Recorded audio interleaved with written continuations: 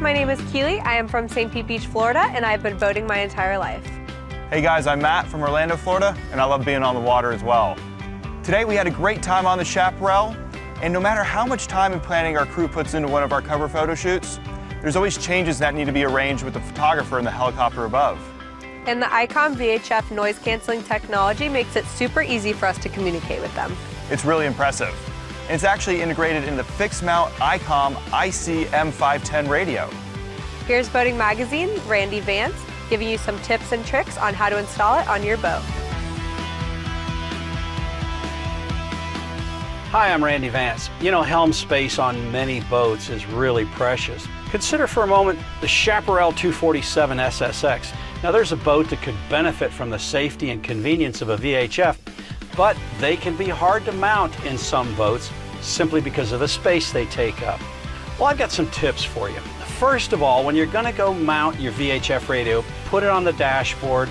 If you've got an electronics box overhead, avoid that. You need it down low where you can see it and easily use it to make it safe and convenient to use.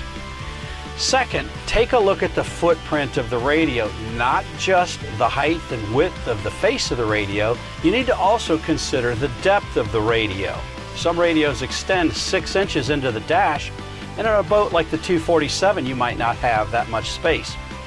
One of the cool things about Icom's IC-M510 is that its mounting depth is just 2.5 inches. That's almost unheard of, making a really universal radio for any compact mounting location. Couple that with the fact that you've got a great looking 3-inch full color display on this, it will complement the looks of your multifunction display and other gauges on the dashboard. Now if you happen to have an overhead electronics box on your boat, that's a great place for your audio system. Why? Because you're probably already going to be controlling that through your multifunction display, and you don't need to climb up to look in to access it.